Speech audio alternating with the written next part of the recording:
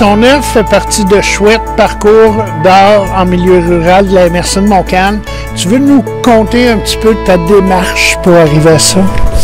J'ai décidé de faire un harfang parce que je trouvais que c'est un animal qui est quand même assez rare et que lorsqu'on le voit dans le paysage, on est toujours très surpris puis on trouve que c'est majestueux à quelque part, d'où le titre Majestueuse présence. C'est un oiseau blanc et je savais que les lettres qui sont derrière nous, qui marquent l'entrée du parc, étaient en béton. Donc voilà, je trouvais que ça faisait un petit clin d'œil.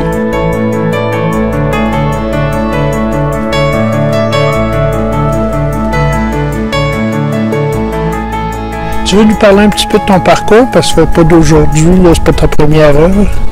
La tige d'acier qui m'a amené à travailler l'acier en tant que tel parce que je me servais de la tige comme ligne pour dessiner dans l'espace sans me limiter par le support. Tu sais, quand tu dessines, tu as une feuille de papier, donc tu as un format. Donc la tige d'acier, j'ai eu accès à ça parce que bon, mon conjoint travaillait dans une usine, donc il est arrivé avec ça. Puis à l'université de Trois-Rivières où j'ai fait mon baccalauréat, il y avait un magnifique atelier de soudure de métal. Donc un dans l'autre a fait que j'ai abordé ce matériau, puis je me suis équipée chez moi d'une petite soudeuse, puis de fil en aiguille, voilà, j'en suis venue à travailler avec la tige parce que c'est une ligne, c'est pour moi une façon de dessiner dans l'espace. Et là, j'en suis arrivée à créer des volumes, donc ça devient une sculpture.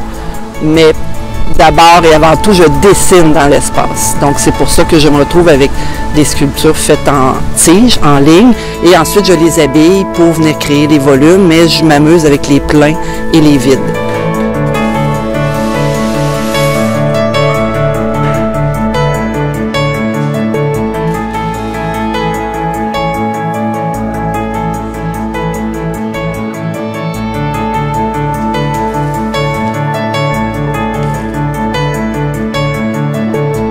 Annie, c'est la 4e sculpteur qui fait partie du chouette parcours. Moi, je suis bien heureuse parce que ça se passe chez moi.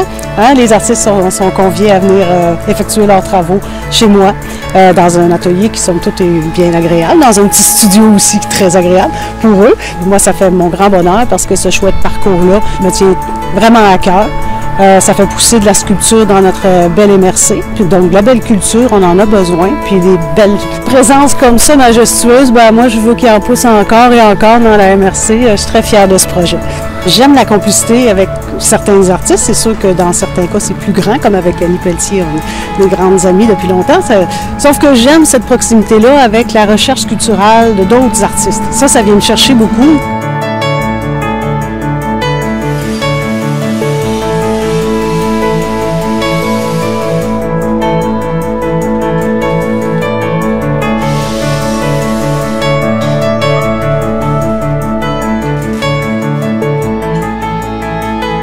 J'aime pouvoir communiquer mon savoir quand c'est le cas. Et j'aime pouvoir recevoir le savoir aussi des autres sculpteurs qui viennent chez moi. Je suis pas toujours, je sais pas tout, hein.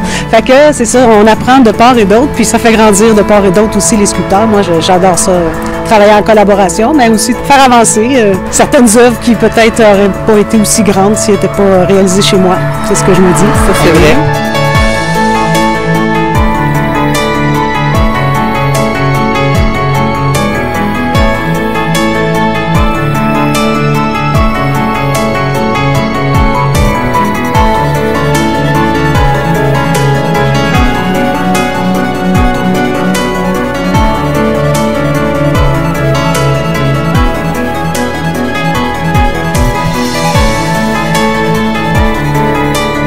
On n'en est pas à notre premier travail à faire ensemble, que ce soit ses œuvres ou les miennes. Donc, je trouve que c'est un privilège, en fait, de côtoyer quelqu'un comme Josiane quand vient le temps de réaliser des sculptures, parce qu'elle dit que c'est pas tout, mais en même temps, c'est beaucoup de choses. Puis si elle ne sait pas, ben c'est pas grave, elle va le savoir. Donc, c'est vraiment un beau privilège. J'ai été vraiment choyée. Oui, puis il y avait Olivier Sénéchal, qui est là, mon petit mari, comme je l'appelle. Qui grimpe dans les escabeaux, oui, qui sort la masse. Oui, c'est ça, c'est notre homme. Vraiment, je dirais pas à tout faire, mais il est vraiment super dans le projet. Là, on ne pourrait pas s'en passer. Ça, c'est vrai. Merci. Merci à toi.